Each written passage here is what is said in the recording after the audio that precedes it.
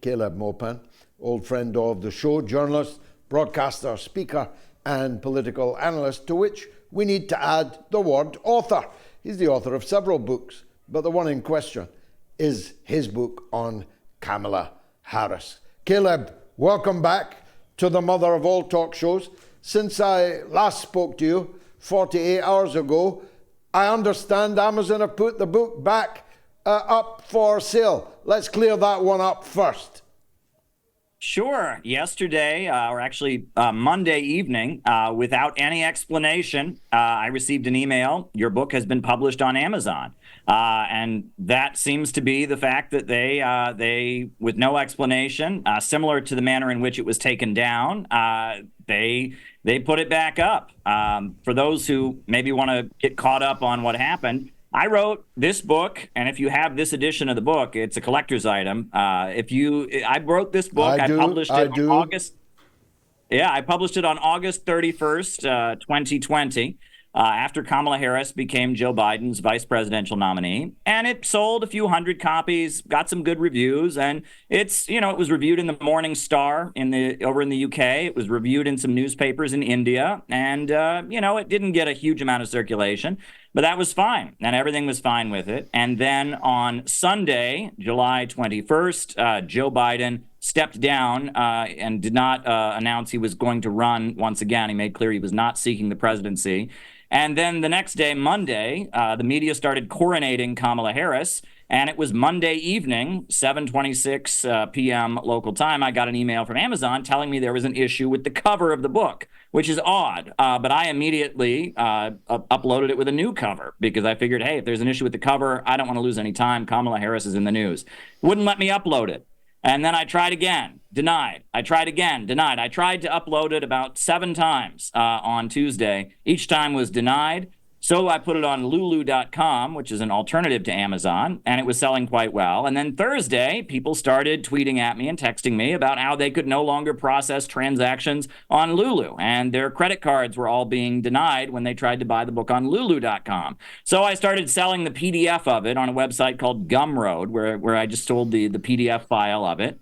And now Monday, it seems like after a huge amount of attention was given to the book, a lot of outrage from people like Max Blumenthal, Jimmy Dore, Candace Taylor, all kinds of people from all kinds of sides of the political spectrum spoke up. Now Amazon, with no explanation, has spoken up. What's interesting, though, is that this seems to fit in with a bigger scandal because at this point it's been revealed that Google seemed to be manipulating searches to hurt Donald Trump, to not acknowledge the attempted assassination that took place earlier this month. A lot has been going on the part of the tech giants, and the removal of this book, this seems to fit in with a whole pattern of trying to skew things online to serve one candidate. Well, that's the very subject I wanted to come on to, so a perfect segue. We have on this day Amazon taking your book off and then being forced to put it back on because I don't want to act as a spoiler. It's not very complimentary about Kamala Harris, your book, and rightly so. They took it down for that reason, not for any other reason, not anything to do with the cover.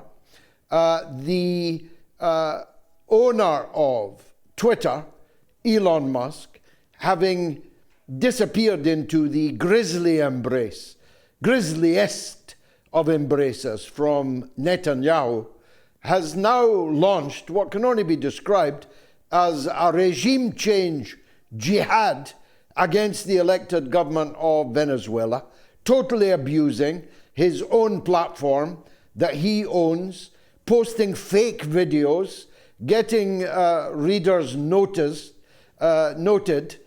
for putting up videos from 2017 as if they were videos from today or yesterday.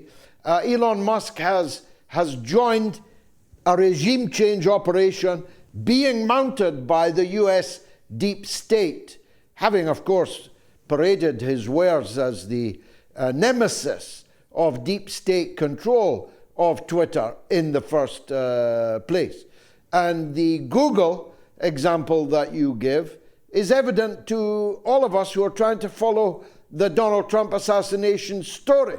The question is, how can you find anything written about it? There's nothing going on, as if it had never happened.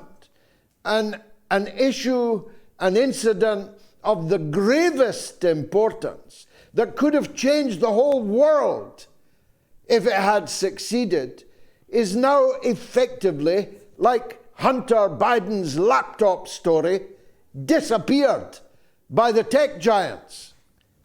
Your comments? Well, I think Nicolas Maduro had it right yesterday when he said that the same American government, the same forces that tried to kill Donald Trump, that killed John F. Kennedy, are now trying to destabilize Venezuela. And it's interesting that Maduro would say that because Donald Trump was not great to Venezuela as president. But we now understand the people within his administration who pushed for that were people like John Bolton and Mike Pompeo, who later betrayed Donald Trump. So these things are nuanced and complicated. Donald Trump is not trusted by the foreign policy apparatus of the United States, the same foreign policy apparatus that's trying to destabilize Venezuela, fomenting all kinds of fake news and inciting revolt in that country. And let me add, the same color revolution apparatus, the same international global revolution apparatus that has anointed Kamala Harris. Let's not forget, I believe it's Kamala Harris's niece lives in India, where she works for George Soros NGOs to try and destabilize India and bring down Modi and the government of Modi in India. And let's also not forget that the Hillary Clinton State Department and the forces that ran it are the very forces that backed Kamala Harris in 2020 and pushed for her to be included on the Democratic ticket as VP in 2020 by Joe Biden. And if you look at the Hillary Clinton State Department, what they did during Barack Obama's first term as president, the damage is massive. The world is still recovering from the destruction of Libya. If you look at that country, that was once the most prosperous country in Africa, and now it's in ruin. People are drowning in the Mediterranean trying to get out of the disaster that was created by military intervention in that country. The Syrian civil war that was fomented, 500,000 dead, if not more, millions of refugees. And Barack Obama himself got rid of Hillary Clinton as Secretary of State and replaced her with John Kerry in his second term. And you'll notice that U.S. foreign policy shifted. Barack Obama's second term was focused on the Iran nuclear deal, establishing diplomatic relations with Cuba, the FARC negotiations in Colombia. Barack Obama wanted to be known as a peacemaker, and that Hillary Clinton State Department was doing all kinds of things without Barack Obama's knowledge and permission, and that was revealed. And I talk about that in the book and how Biden very much did not want Kamala Harris to be his VP, and there are divisions within our American elite. I argue that there are many within the military and many within the American anti-terrorism apparatus that just don't want another Arab Spring. And they look at Kamala Harris and say, this is another Arab Spring waiting to happen. This is a woman who has been groomed by the color revolution apparatus, by Anne Marie Slaughter and Samantha Power and all the forces that did so much damage during Barack Obama's first term. That's what Kamala Harris will bring in. And her record as a vicious prosecutor, her ties to George Soros and others, Kamala Harris's presidency is a very, very dangerous thing for the world. Well, I've seen her dancing, I've seen her jiving, I've heard her jive talking. She's in full, I'm a young, sexy black woman mode at the moment.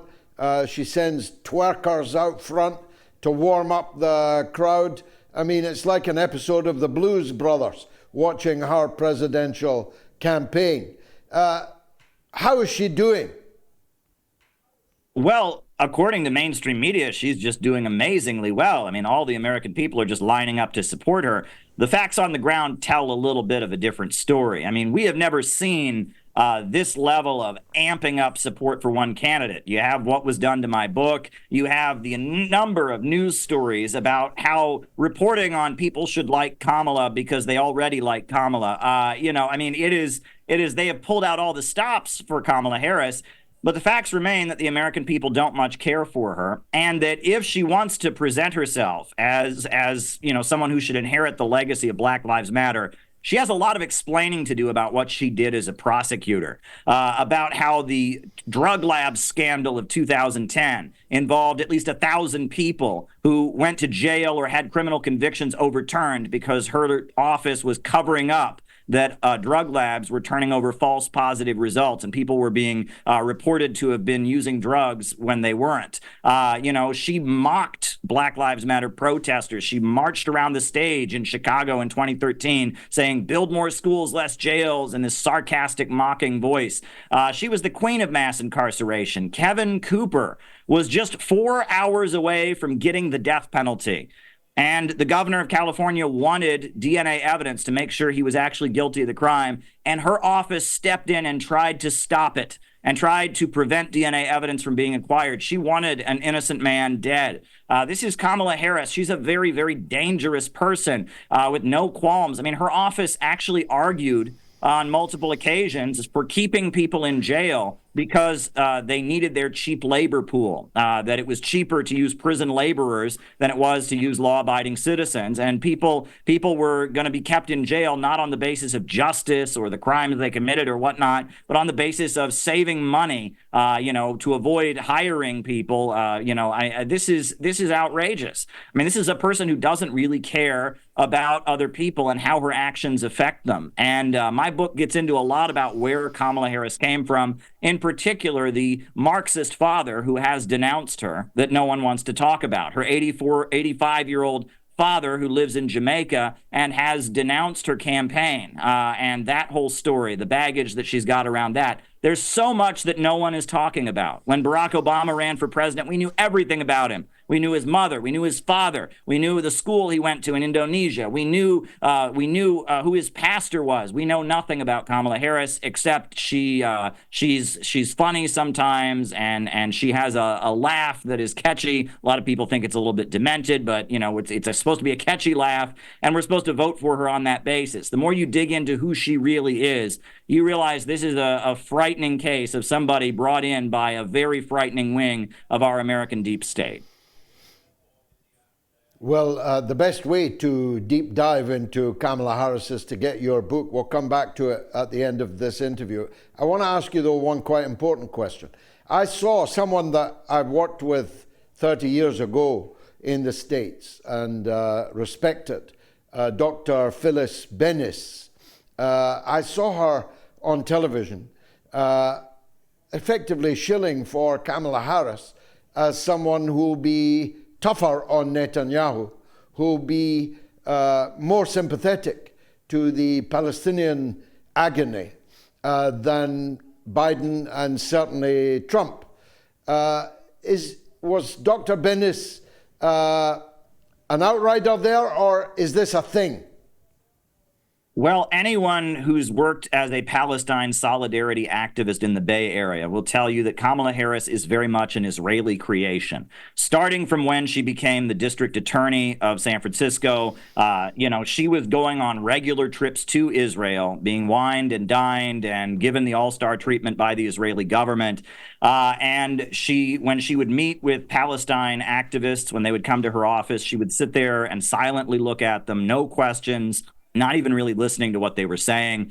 She has never been a friend of the Palestinians. But what I think we're seeing here is an attempt for the Democratic Party to try and keep the votes of Muslim Americans. Because in Michigan, which is a very key state in the upcoming election, you got lots of Muslims. Dearborn, Michigan is the highest concentration of Arab Americans in the country. And they see what Genocide Joe has done, and they're not going to go and vote for him like they once did because they see what he's doing and the license he's giving Israel. Minnesota has a lot of Muslims in it. Wisconsin has a lot of Muslims in it. There's been a lot of Muslim migration to the United States. And because of that, the Democrats very much want to present an understanding that they're not running, Joe Biden. They're running someone new, someone, with family from the developing world, et cetera.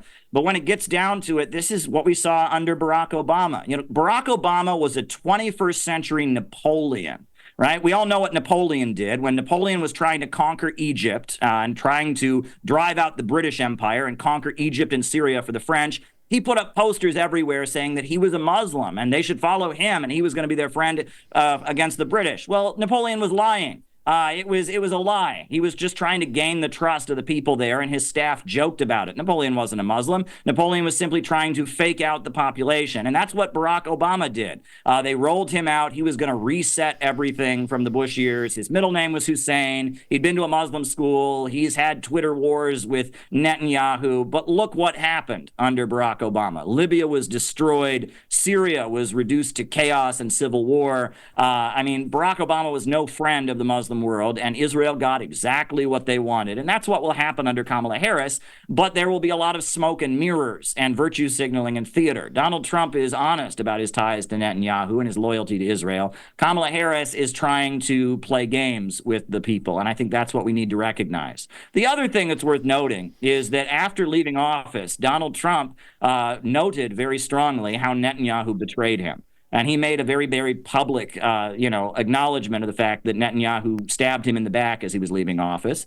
And that if you read Donald Trump's follow-up book, he wrote The Art of the Deal, but he also wrote The Art of the Comeback. And one of the things he talks about in The Art of the Comeback is payback and keeping track of who betrays you, and how when you have a downfall, that's a moment to know who stabbed you in the back and who your real friends are. So you have to wonder how much of a friend of Netanyahu Trump will really be after what happened when he left office. Show us the book and tell us how we can get it, Caleb. Well, it's back on Amazon, but you can get it on Gumroad. You can get it on Lulu. It's available, a new edition. And we actually are planning to distribute it in bulk at the Democratic National Convention, because the fact that they pulled it and tried to suppress it shows that there's probably a lot of people who need to hear its content. So we're currently raising funds to distribute it in bulk at the Democratic National Convention to anyone who's there and cares to take a copy. Everyone watching, buy it on the most convenient platform. And very much glad to see you again, Caleb. Thanks for coming on the mother of all talk shows. Best of luck with the relaunched book.